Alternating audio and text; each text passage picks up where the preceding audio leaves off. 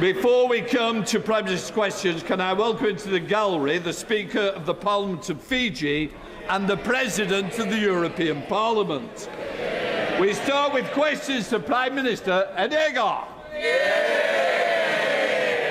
Number one, sir. Prime Minister. Thank you, Mr. Speaker. 4 years into Putin's barbaric assault, the courage of Ukrainians burns bright. We are extending sanctuary to Ukrainians in their time of need, providing the weapons and aid to support them in their fight for a just peace. We're degrading Russia's economy and planning for a ceasefire that protects Ukraine's sovereignty. That support will never falter. And yesterday, Mr. Speaker, I recommitted to President Zelensky and the Ukrainian people that we stand with them in the fight for freedom, democracy and the values that we all hold dear. Mr. Speaker, let me also congratulate Team GB for their superb performance in the Winter Olympics. They are brilliant ambassadors for our country, and I know the Paralympics GB will also do us proud. Mr. Speaker, this morning I had meetings with ministerial colleagues and others. In addition to my duties in this House, I shall have further such meetings later today.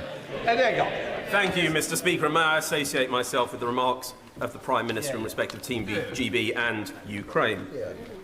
A great former Prime Minister once said, "You turn if you want to, the lady's not for turning."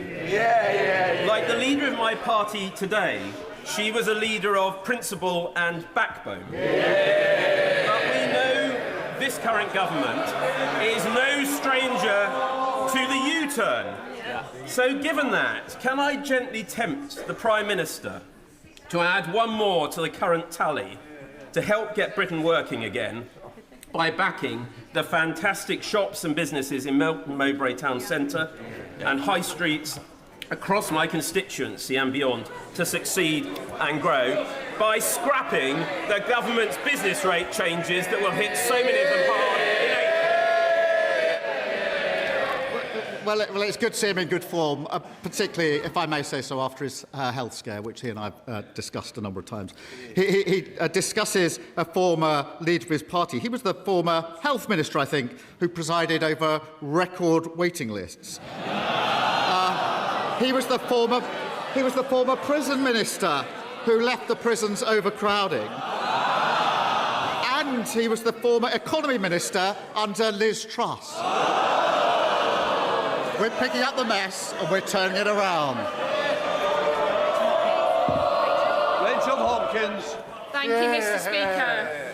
I very much welcome the fact that our Labour government has recognised the state of Palestine, and I also welcome the Foreign Secretary's statement last week as Chair of the UN Security Council, setting out the UK's commitment to increasing humanitarian access to Gaza and advancing a two-state solution.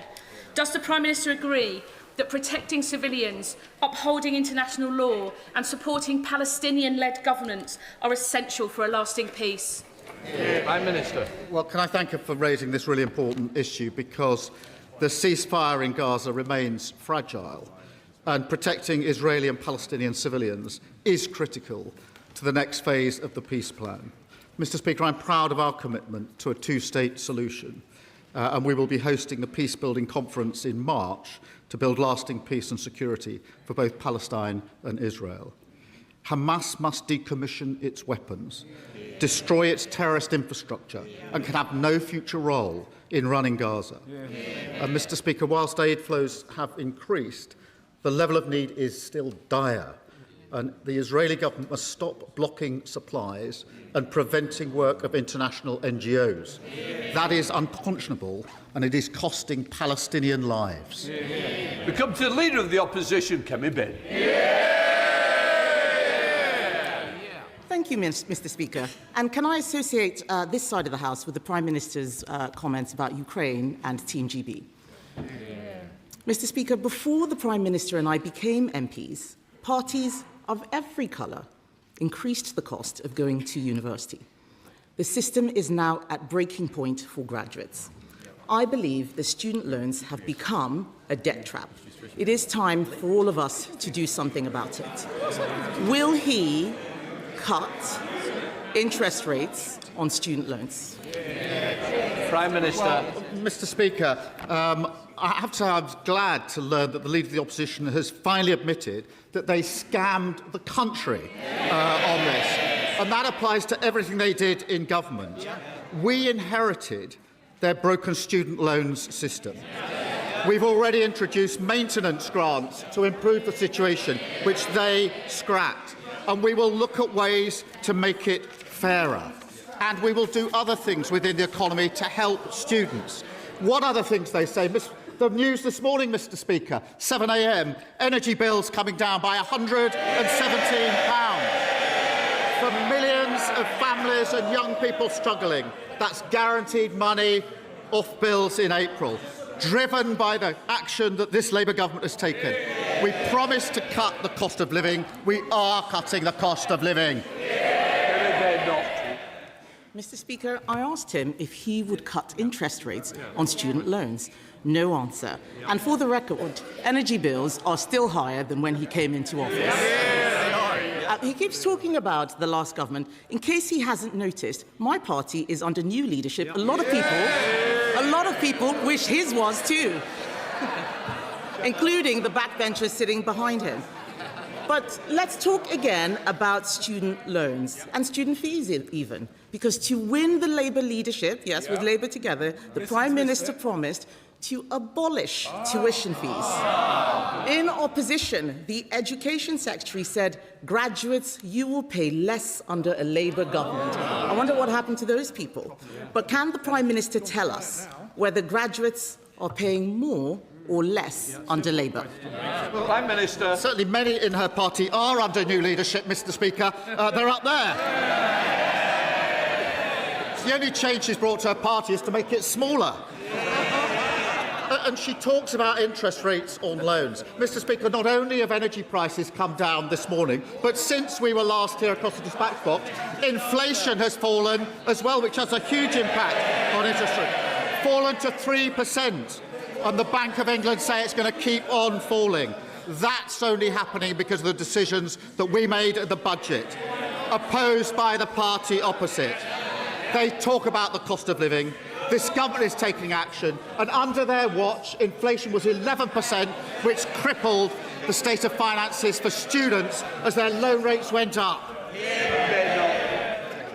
Mr. Speaker, I am amazed that while we're trying to talk about student loans, the Prime Minister has the cheek to talk about my party being smaller. His party is smaller too, including one MP who was arrested for child sex offences. So perhaps before he gets on his high horse, he should ask why his backbenchers are saying that they're being called the Pedo Defenders Party. Yes. So why don't we get back? So if he... Yes, I didn't say it. I didn't say it. I know it makes them... Yes. Sorry. OK, let's have less. Kemi Badenoch. I know they don't like it, Mr. Speaker. Does the honourable member want to leave at this stage? Just understand, I want to hear the question, because it's very important that I do hear, because I may have to make a judgment. So I don't need any more shouting. I know they don't like it, Mr. Speaker, but I haven't said anything that's not true, have I? So perhaps, they should get off their high horse, stop making stupid jokes, and why don't we talk about student loans? Policies that may have been fine for 2012 with low interest rates are not fine for 2026. The fact is, graduates are paying more, not less. On Monday, the Schools Minister was asked on the BBC why Labour froze the repayment thresholds. She said the government has, and I quote, huge pressures. Those pressures have been created by his taxes and his borrowing to pay for more welfare. Why is the Prime Minister taking from students to give to Benefit Street? What a nerve. Under their government, student loan thresholds were frozen for 10 years. 10 years. They broke the system. They did it with a bloke over there when they were in coalition together, and we're fixing it. Now, she used to say just a few weeks ago that she was going to focus on the economy at the exclusion of everything else. So I'm doing her a favour by bringing it back to the economy, because 117, desperate to talk about the economy, £117 off energy bills, inflation going down. The other thing that was confirmed on Friday, Mr. Speaker, borrowing is coming down, the biggest surplus on record. That means we've got the economy back under control. We're fixing the public finances. Now, I know the party of Liz Truss don't understand any of this, but she should welcome those changes when she next stands up. Mr. Speaker, he says they're fixing the student loan system. How? He wasn't even talking about this until I raised it. The fact is, those policies... And it goes for the row as well. Chair Select Committee expect a standard, not to shout somebody down. Kemi Badenoch. Mr. Speaker... I don't need any back chat. Thank you, Mr. Speaker. He's only talking about student loans now because I raised it. He says they're fixing the problem. The fact is, he's not. Why is it that I'm willing to ditch old Conservative policies that don't work and he wants to keep them? He's not going to do anything about it at all. On Monday, they voted to increase benefits yet again. The fact is, he is taking money out of the pockets of graduates and giving it to people who are not working. It is not fair. It is not just that he is saddling graduates with debt. It's not just that he is saddling graduates with debt. Yesterday, the Bank of England, yes, where she used to work in customer services. Yesterday, the Bank of England... Yesterday, Mr. Speaker, the Bank of England said that his policies are fueling youth unemployment. That's not us, that's the Bank of England. For the first time ever, youth unemployment is now higher here than it is in the EU. And while he blames everyone else, our young people can't get jobs, they are losing hope and even leaving the country. Will the Prime Minister tell us how he plans to deal with it? Prime Minister. Mr. Speaker, she says she's ditching failed Tory policies. It's a very long list, 14 years of list, and it starts with the word sorry. And when she says that word, we'll take her seriously. And Mr. Speaker, she talks about the Bank of England. The Bank of England have reduced interest rates 6 times. We've seen the fall in energy bills. Inflation is coming down. Borrowing is coming down. She hasn't welcomed any of that. I know she wanted to talk about the economy. She wanted to talk anything other than the economy. Perhaps she'll welcome the surge in retail sales as well. People are spending more on our high streets because of the action that we took. Wages boosted for millions of workers, opposed by the party opposite. Free breakfast clubs, opposed by the party opposite. Free childcare, opposed by the party opposite. Every measure we're taking to improve the economy, what do? They oppose it. Mr. Speaker, he is desperate to talk about the last government so that he can distract from the mess that he is making now. The fact is, he is the Prime Minister today. This is a man who got legislation in to fix his own pension, just him, no one else's. He won't sort out student loans for other people. He has no plan to get young people into work. He has no plan to help graduates get out of the debt trap. They can complain as much as they like. These are facts. 411 MPs, and not a single one of them has any imagination. We are the ones doing all the thinking. Yes, he has already... Mr. Speaker,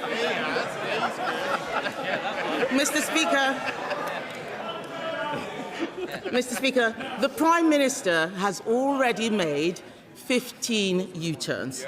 Will he make another one next week at the Spring Statement to fix the student loans system?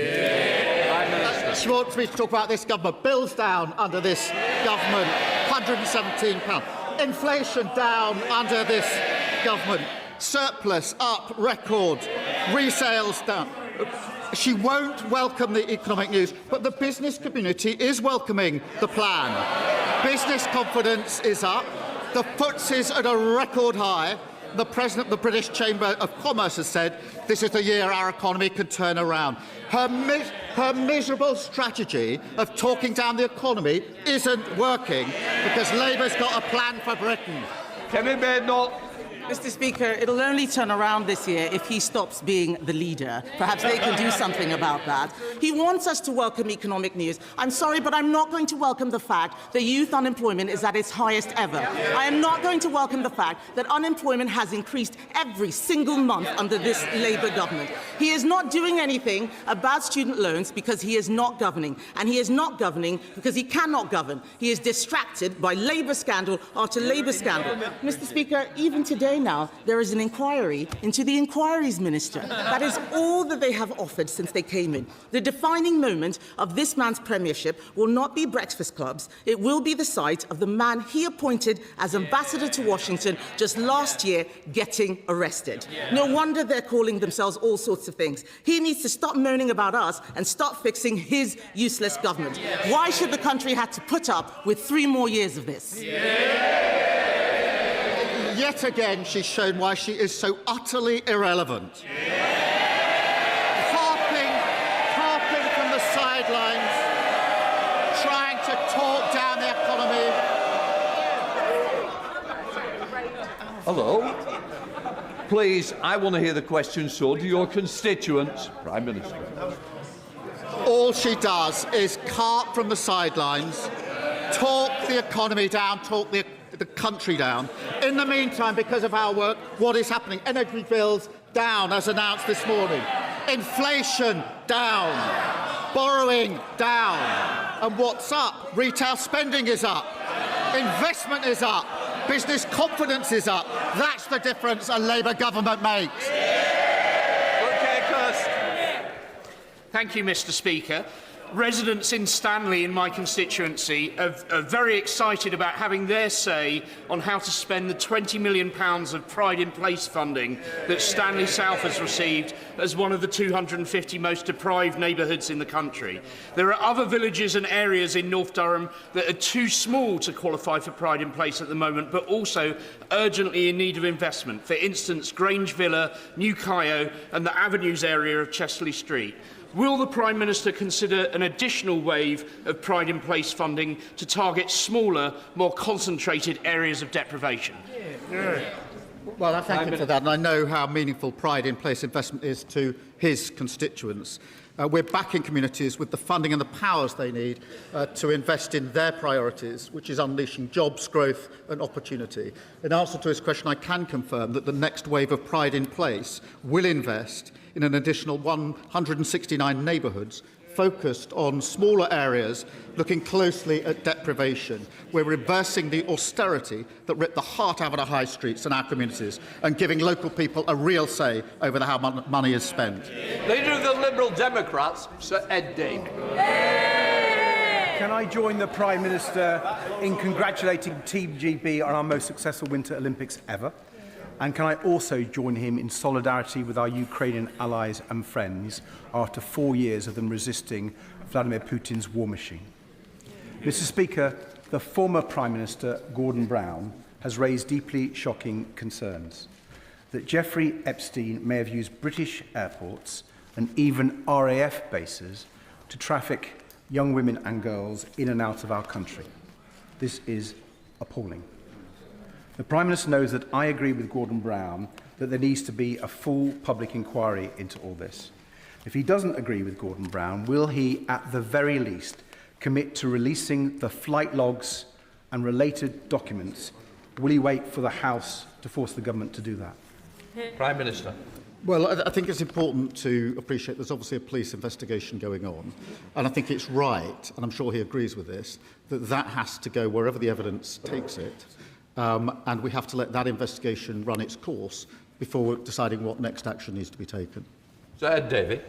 Well, I think we all agree that police investigations should take priority, but that doesn't rule out a public inquiry, and it certainly doesn't rule out releasing the flight logs, which I think really should be. Mr. Speaker, on a different note, it's been revealed the trustee of William Blake House, a care home for adults with profound disabilities, embezzled £1 million. There are very few homes in the country which offer this sort of care, and now it faces closure. As a father of a disabled son myself, can I tell the Prime Minister this situation is one of my worst nightmares. It's one of the worst nightmares of many parents with disabled adult children. The families of the residents have put forward a rescue plan to take over William Blake House and run it themselves. It will require HMRC resolving the debt issue and the Charity Commission to appoint an independent board. So will the Prime Minister meet with the families and back their plan? Prime Minister. Can I thank him for raising this case, which is obviously a cause of considerable concern, and of course I'll make sure that the relevant meeting is put in place for all of the individuals who need that meeting. Mr. Speaker, given the recent challenges to the Equality Act, will the Prime Minister commit to protecting those laws which prevent discrimination at work and in society, making sure that women aren't fired for being pregnant and ensuring that everyone is treated fairly, regardless of their sex, race or disability?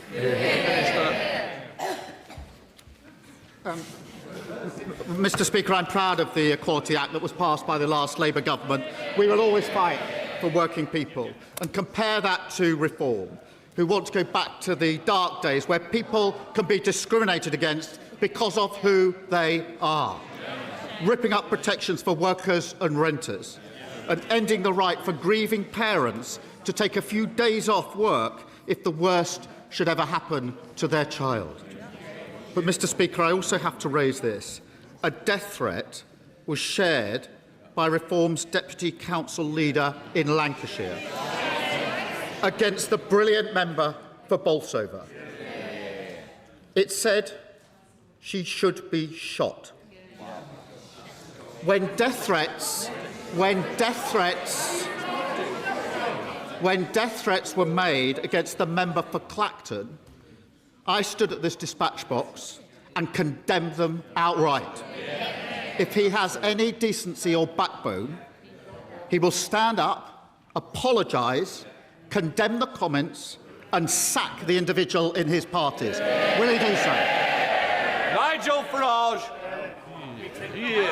Thank you, Mr. Speaker. At the age of 14, Michel Mandarin was forcibly removed from his home, the coral atoll of Ile-de-Quoi, dumped on the quayside of Mauritius, forced to live on food scraps out of bins. He has resettled those islands and yet now faces a removal order from yet another Labour government. So maybe twice in one lifetime, he's going to be asked to leave his homeland. Can I ask the Prime Minister, for a government that is full of human rights lawyers, within and without, why do the opinions and human rights of Indigenous Chagossians not matter to him at all? Prime Minister. So he has neither the decency nor the backbone to condemn a death threat to a member of this House, whichever party they are in. He doesn't have the decency or the backbone to condemn it and to sack the individual. And that just shows that his party have got nothing to offer the country but grievance and division. Look at their candidate in Gorton and Denton, a man who says anyone who isn't white cannot be English. No wonder he's been endorsed by Tommy Robinson. It doesn't represent our country, and anybody who wants to stand against that hatred and division should vote Labour on Thursday tomorrow in Gorton and Denton. Thank you, Mr. Speaker. Can the Prime Minister update the House on how the government is tackling the misuse of illegal drugs? And will he reassure parents in my constituency of Rugby and across the country that Labour will continue to disagree with the views and the voices of those who think that it is a good idea to legalise Class A drugs like heroin and crack cocaine? Prime Minister. Can I thank him for raising that? We are working relentlessly to tackle the supply of illegal drugs and expanding police powers to test more suspects upon arrest. The Green Party's policy isn't just irresponsible, it's reprehensible. Legalising, Mr. Speaker, cocaine, heroin, ketamine and the date rape drug, GHB, a drug which we know is used to spike drinks for women. Now, whilst we're making that an offence, the Green Party's proposals would shatter lives, increase antisocial behaviour and see drugs use running rife. And I have to say, as the father of a 17-and-a-half-year-old son, the idea that the argument is being made by the Greens that when he turns 18 in just a few months, it would be lawful to provide him with heroin and crack cocaine is absolutely disgusting. Thank you, Mr. Speaker.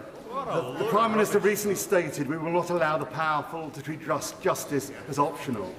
He was talking about Epstein's enablers. But my constituent, who uses the pseudonym Isabella, has asked me to ask the PM whether his words also apply to those who assisted Britain's Epstein, Mohammed Al-Fayed, a monster who, with others, abused her and hundreds of other women and girls in a human trafficking scandal that the Met, unlike the French authorities, are still refusing to treat as such. So will the Prime Minister ensure sufficient resources are committed to fully investigating this multi-perpetrator, multi-jurisdictional, multi-decade trafficking outrage and meet with Isabella and her fellow victims to understand the terrible scale of this shocking crime? Well, can I thank you for raising this really important case on behalf of really important victims, and I'm sure the thoughts of the whole House are with those victims. Every report of sexual offence should be treated seriously, every victim should be treated with dignity, and every investigation should be conducted professionally. The Safeguarding Minister is meeting the victims, and I will make sure that his constituent is part and included in those meetings. If he gives me the full details, I'll make sure that happens. Imran Hussain. Thank you, Mr. Speaker. And we have all heard the horrific news that a man entered Manchester Central Mosque last night in this, the holy month of Ramadan, carrying weapons, including a hammer, a knife and an axe. Mr. Speaker, violent and Islamophobic attacks against the Muslim community are becoming far too frequent in our country. Prime Minister, is it not the case that every single politician in this place, and I mean every politician, especially that lot over there, Mr. Speaker, they may nod their heads, but this morning we could have woken up to a horrific terrorist attack, killing innocent Muslim worshippers only for being Muslim. Prime Minister, is it not the case that every single politician in this place and every single journalist has a responsibility to stop fanning the flames of hatred against the Muslim community? Well, can I thank him for raising this really important case and tell him that I share his deep concern and the deep concern of the community over the incident at Manchester Central Mosque, particularly during the holy month of Ramadan. And we will not and must not relent in the fight against anti-Muslim hatred. We must not. Mr. Speaker, I remember visiting Peacehaven Mosque in the wake of the awful attack there. And when I did, I committed £40 million to protect mosques and community centres. It's a shame that we have to do that, but we do have to do it. And we're establishing a new fund to monitor anti-Muslim hatred and support victims. And I want to reassure my honourable friend and the House that we will fight hatred and protect freedom of worship in this country. Thank you, Mr. Speaker. Bicester is one of the fastest growing towns in the country, but the town will be cut in two when rail services start between Oxford and Cambridge and the London Road level crossing closes. Campaigners were ignored by the Conservative administrations for over a decade, but today we're in touching distance of a solution. East West Rail has a detailed plan for an underpass, the Rail Minister is fully engaged, we have financial support from the County Council, and thousands of local residents have pledged £1 to go underground. So can the Prime Minister now confirm that the Government will back the plan and keep London Road open? Minister. I thank him, and I know he shares our support for East West Rail, which is a vital project that will deliver better journeys, tens of thousands of jobs, and unlock up to 100,000 new homes. I agree that access to Bicester must be maintained. Access to Bicester Village must be maintained, my children say, as well. And I think the company have put forward two options on replacing the crossing, and I'll reassure him and his constituents that they will have the opportunity to express their views during the upcoming consultation into relation what would work for them. Thank you. Davis. Thank you very much, Mr. Speaker. The regeneration of the Belper Mills, a large site with buildings including Grade 1 listed ones dating from the start of the Industrial Revolution at the heart of the East Midlands' only UNESCO World Heritage Site, took a significant step forward last week when planning permission for its redevelopment and conservation was finally granted. The government wants to provide more housing, rightly so, and sites like this, though while very challenging, provide a very important opportunity to support that aspiration and share our national story. Can the Prime Minister tell me what support the government is giving to regenerate at-risk listed buildings, and whether we are delivering support to train construction workers in heritage building techniques? And can I ask him to take a personal interest in the Belper Mills because it is an internationally significant site? Prime Minister. Thank you for raising this, because restoring Belper Mills is not just about delivering the housing his constituents want, but about restoring an iconic World Heritage Site in the East Midlands. We're investing over £1.2 billion in skills, supporting apprenticeships, including courses focused on heritage construction, and recruiting 60,000 more construction workers and backing new technical excellence colleges, so we have the workforce to build the homes the country needs. Adam Downs. Thank you, Mr. Speaker. In January last year, Somerset received around 2,000 pothole reports. This January, it was nearly 7,000, a 250% increase. I recently stood on the Fossway in my constituency, where one resident had blown a tyre and another one was checking the damage under his cars. Families and small businesses are paying the price. Rural counties like Somerset have some of the largest rural networks in the country, yet funding does not reflect that reality. Will the Prime Minister commit to fairer funding for rural areas so we can properly maintain and resurface our roads rather than constantly patching them up? Prime Minister. Well, I thank him, and I know how important it is that we fix the crumbling roads that we inherited from the party opposite. His county council will receive over £225 million as part of our £7.3 billion investment to tackle potholes. We're also implementing tough new standards, so councils have to prove they're fixing the roads properly, and delivering £78 billion for councils to ensure they can deliver excellent local services. Campbell.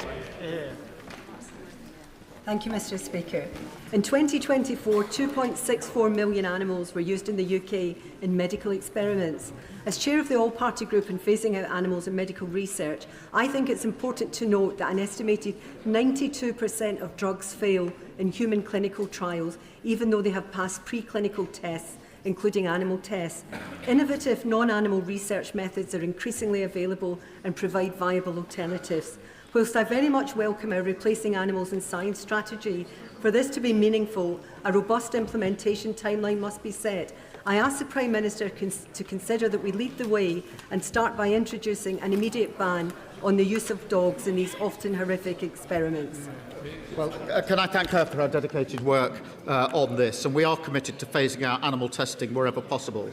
Last year's strategy, backed by £75 million, will accelerate new alternative testing methods. Alongside banning puppy farming and introducing stronger standards for zoos, we're ensuring the UK is a world leader in animal welfare. Robin Moore. Thank you, Mr. Speaker. In 2014, a man in my constituency was ambushed, violently beaten with a pickaxe handle, and left lying in the street with serious injuries.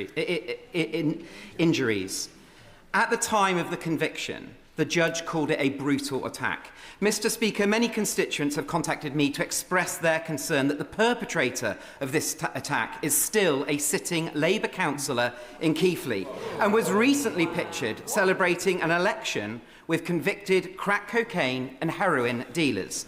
Prime Minister, on behalf of all victims of serious crime, will you as the leader of the Labour Party, ensure that Councillor Mohsen Hussain is not permitted to stand in the local elections this May? Prime Minister. I thank you for raising this. I will look into it straight away and give him a full answer. Sir Edwards. Thank you, Mr. Speaker.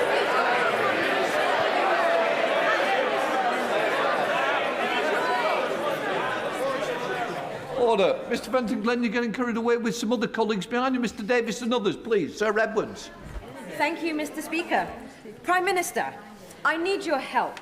Today, alongside leading trade bodies, including UK Hospitality, the Federation of Small Businesses and the Startup Coalition, I am launching the TNT Charter, the Trust and Transparency in Business Energy, to blow up the status quo and support SME access to fair contracts, clearer pricing and stronger accountability. I know that the Prime Minister recognises this as an issue, so can I ask him to deploy powers to bring greater transparency, fairness and competition to the Wild West that is commercial energy?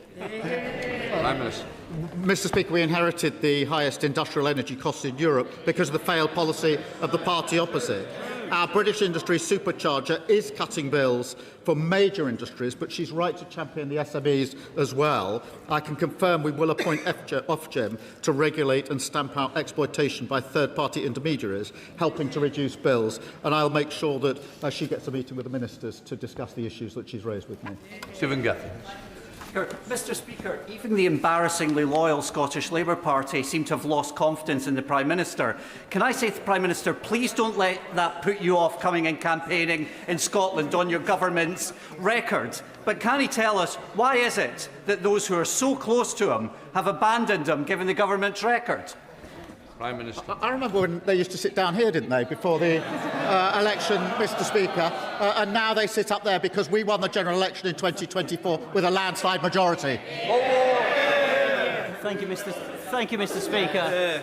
From this April, Springside Special School in Rochdale will open its first ever free breakfast club.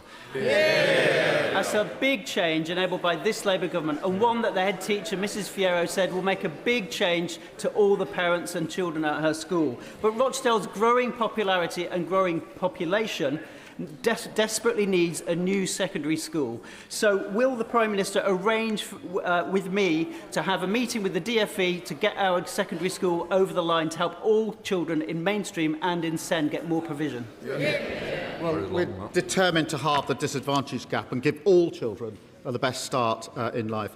I'm delighted to see a free breakfast club opening in his constituency in Rochdale. Our actions will lift over 500,000 children out of poverty, and the party's opposite policy is to say they'd plunge them straight back into poverty, which is disgraceful. And through our actions to reform the SEND system, we'll create an inclusive system so that every child can go as far as their ability and talents will take them. Roger Gale. Thank you, Mr Speaker.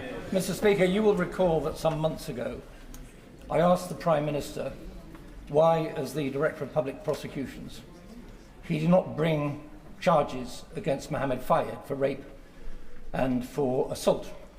And the Prime Minister replied that this did not cross his desk. I understand that the Met Police delivered 2 dossiers to the Crown Prosecution Service. So if the Prime Minister didn't see them, who did? And could he tell the House when he expects the Metropolitan Police to bring charges against those who aided and abetted Fayed? Prime Minister. I stand by my answer. Hundreds of thousands of files are submitted to the Prosecution Service every year. It is important that the investigation is going on. I can't tell him when the decision will be made or what the decision will be, as he well knows, but it is important that every allegation is properly investigated and properly dealt with according to the law. Final question, Kelvin Bevan. Thank you, Mr Speaker. 4 years after Russia's illegal invasion, Britain backs Ukraine's fight for freedom. The same freedoms that Labour used to forge NATO to defend. But while Ukraine fights to join NATO, the Green Party wants to break it up. So does the Prime Minister agree with me that as war continues and as Russia broadens its attacks across Europe, those who attack NATO are betraying our security? And, to coin a phrase, are they becoming Putin's useful idiots? Well, my honourable and gallant friend is absolutely right. Our support for Ukraine is unwavering. And yesterday, I chaired the Coalition of the Willing Call and announced new sanctions to weaken Putin's war machine. The Greens, by contrast, want to pull out of NATO and negotiate with Putin our nuclear deterrent. And Reform are still parroting Kremlin talking points after their leader in Wales was jailed for taking Russian bribes. Both of them are weak on NATO and soft on Putin. Can please Prime Minister's questions.